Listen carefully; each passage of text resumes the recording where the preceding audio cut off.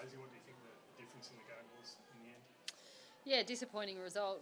Come here to win and always a flat feeling. But yeah, we're up against a really competitive outfit in Fremantle, so a credit to them and their pressure. But I think they adjusted to the conditions a bit quicker than we did early in the game.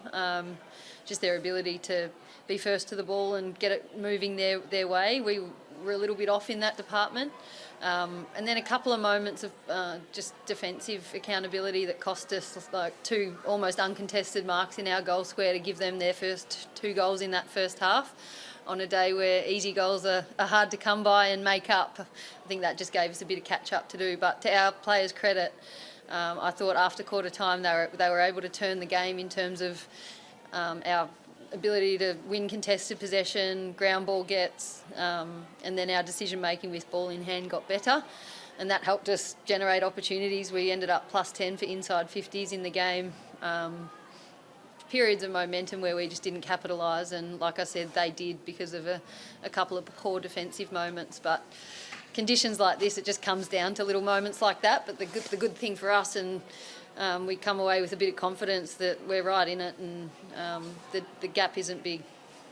Over 4 quarters, it seemed like they had some real intensity to their game. Did you feel like you were able to match that over the course of the game? Yeah, I thought we got better as the game wore on, to be honest. Quarter 2 and 3 in particular. The last quarter we were challenged, obviously, with Liz McGrath going down early in the ruck, meant that we were rotation down for the whole game, pretty much, and then Lou Painter had to come off for a HIA, which cost you nearly a whole quarter of AFLW footy. She was cleared to come back on, thankfully, but yeah, it did mean that we were a couple down on the bench late. But no, I don't think it was that. What we could see and the feedback we got from the players was that they felt like they were starting to be able to run over the top of them. But yeah, it was more just moments. Decisions, ball in hand, not hitting the scoreboard when we had a couple of golden opportunities, and then coughing a few up back the other way. Have you got an update on Liz's ankle at this stage?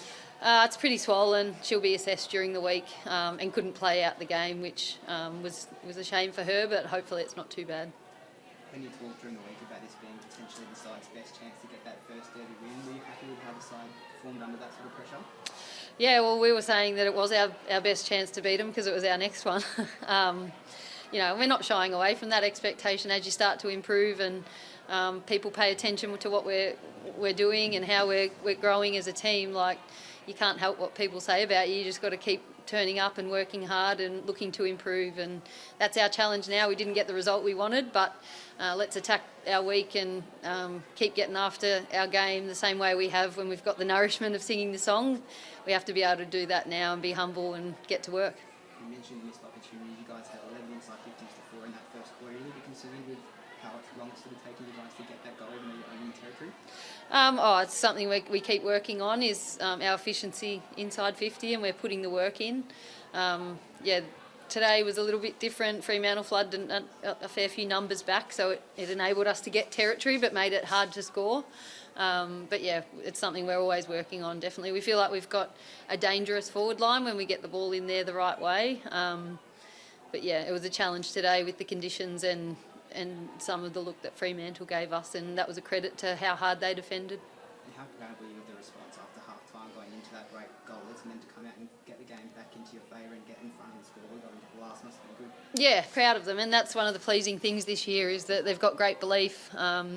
They compete and never give up, so we love how they're doing that, and it's so important in a game where momentum can swing quickly. But yeah, it's been one of our biggest growth pieces, is that we've got that resilience to keep turning up and problem solving and having a go no matter where we end up in a game. What's been your view of the rivalry, Daisy? Because it seemed like a really fiery game today as well.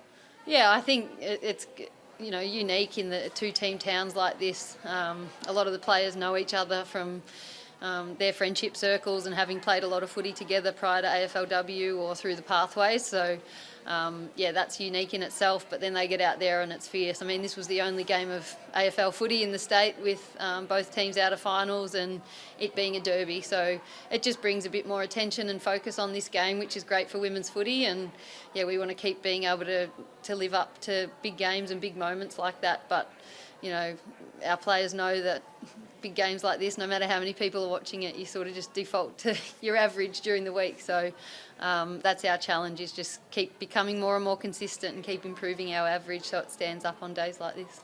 Both teams got caught out with a reversal in the game, but is that a part of the challenge of handling these rivalries and not letting that set you back? Yeah, it is. We talk about, sticking up for each other and, not taking a backward step, but we talk about doing it with control. But, that was disappointing, and it's not something we encourage. We'll have a look at it, but it was an event today, not a pattern or something that we've seen be an issue. So, yeah, we'll have a look at it, but I haven't seen that be an issue for us or a pattern. We make sure it doesn't become one. Had a great start to the season, but the game seems to get bigger now. Melbourne next week. How do you make sure the girls capitalise on their good start this year? Yeah, well, just get to work like we have so far. They've been training really hard, so we've got an opportunity Tuesday, recover well now, and then, unpack this game and see where we can improve. And then, playing again in 7 days' time against another really strong opposition, which will be a good test that they'll look forward to. Thanks. Thanks. Thanks.